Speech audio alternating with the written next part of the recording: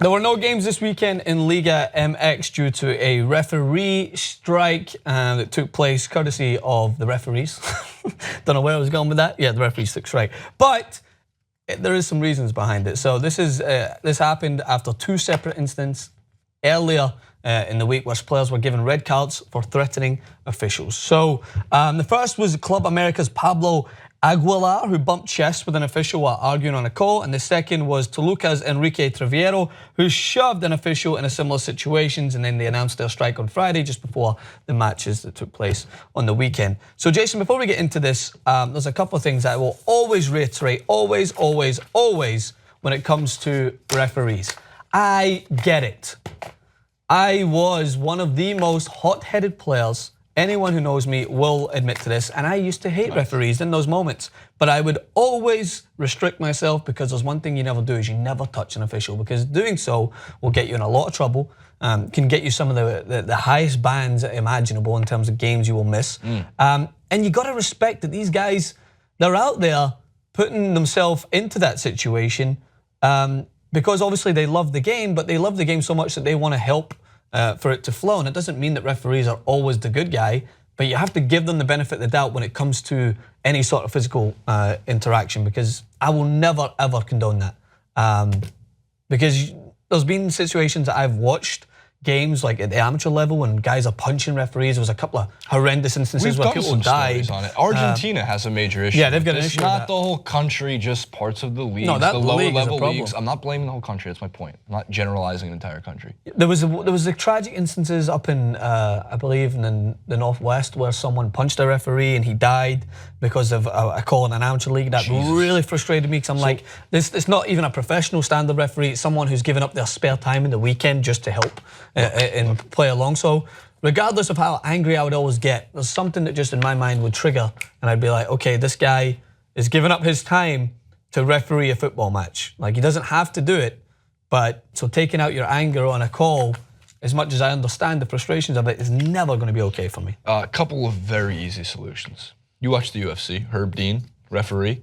Put him on the pitch. Howard Webb for the Premier League was a buff referee. Yeah, you need buff refs. You do. There's actually one real solution to this. The NFL doesn't do it because they're scum. Man, that was harsh, but it's true. And they finally started, and my reasoning for that statement, by the way, is more to do with the fact that, like, there's still, and we'll do a story on this at some point, literally over-prescribing pain medication to players instead of letting them smoke weed. It's insane to me. But they don't do it because they don't pay their referees as a full-time job, right? A lot of leagues in soccer don't do this in world football. If you want the officials to be taken more seriously, if you want them to call more fair matches, and in this case, I don't think it necessarily was just because of the players' reactions. It has a lot to do at the working level for the refs. Treat it like a job. Everybody else on that pitch that is part of that game is getting paid. Usually pretty well, but getting paid. The players are, the equipment staff are. For F's sake, I think the ball boys do. Yeah. If not, they're volunteers. But still, the ones that the trainers get paid, the refs usually don't get treated the same way. Yeah. Now, it's a household rule. You don't touch the ref. You don't backtalk your mother. You don't touch the ref. You just learn these things with sports and sportsmanship, and why they're a neutral party. It may not seem like that at times, and they're gonna blow calls, but they're a neutral party, right? So I understand the sentiment of wanting to rip a ref's head off, because there's times where you're frustrated.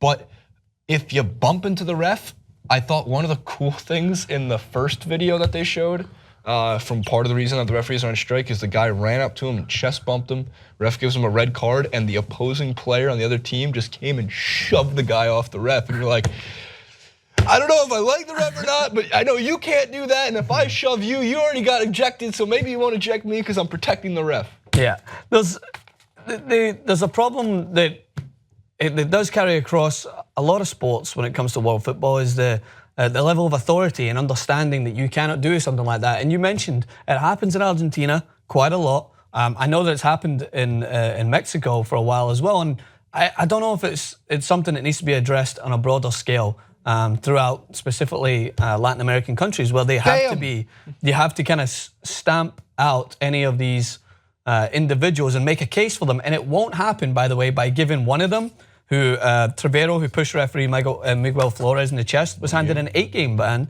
Oh, nice. Well, no, that's still not enough because by the rules it's supposed to be a year suspension. And while Aguilar received a 10-game punishment for motioning his head towards Fernando Torres, by the way, not the same player, referee, both were shown red cards, so he got a 10-game ban. Fernando Torres make a lot of money. I know, recently doing both. I respect that. He has 2 jobs. You know, I had 2 jobs in high school. I respect that. In Section N of Article 18 of the FMF's regulations for 2016-2017 season, it states that if players attack officials in any form, the punishment is a 1-year suspension for the player. And I'm with that. Any form. This is where we disagree. Previously, when you talked about the Clint Dempsey thing where he ripped up the book. The reason is it's hilarious. I know, but you can't make case by case. With the ref, you have it's with all the ref, none. it's all or none. You touch him, you learn. whether you flick his ear, whether you push him, whether you headbutt him, because if you do one and it's lenient, players will then take that as a reason to do another. Because there's only one way to assess the Clint Dempsey situation. He ripped up his diary. Yeah. Okay, he read his diary. He had a lot of to the notes. world. It said like, oh, 22nd minute, Clint Dempsey, and he ripped it up. He lifted it up to the world, because that's what it is. But no, I get it. There is, I guess, you can't do a case by case. If you could, I would think that what Dempsey did compared to somebody running into the ref or No, it's different. gesturing to kill a ref. Because the scary shit about the refs one, and that's an extreme case, is that there's times where refs have been found dead. Yeah, the guy that runs his car and got a gun. Loosely, well, there's that. There's also like the loosely linked, like after a blown call, ref found dead 1 week later. It's not. It's you know. So there's the Professional Soccer Referees Association, which represents the US and Canada, extended its support and solidarity, using their exact words, to the Liga MX referees in what it described as the long list of challenges they are currently facing. So one thing that has to happen is that they need to, I think, reassess the punishment for these players. Understand that, yeah, the referees have admitted that this is the only issue with striking was the lenient bans. That's courtesy of a statement from them. If you get banned, do you lose your paycheck? Like in American sports, if you get suspended for a game or two, you lose your game check. If you're 2 games, right, this is what happens sometimes. So say Premier League, Sergio Aguero gets violent conduct.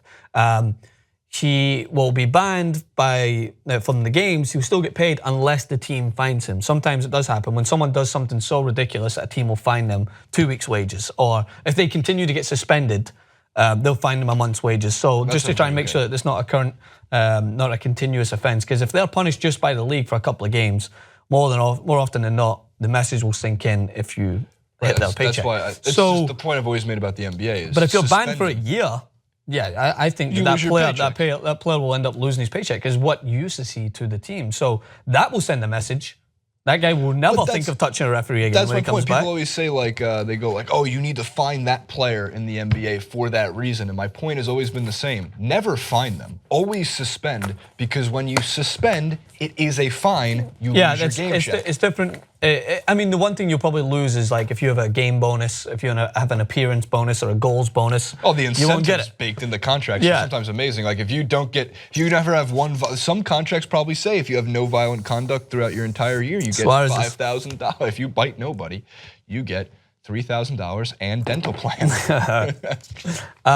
So yeah, it's an important area of concern. I'm completely with the referees that are doing this. Some people out there are like, refs, they need to buck up their ideas. They don't make stupid calls. You won't get stupid actions taken towards you. That's complete bullshit. Referees put themselves out there.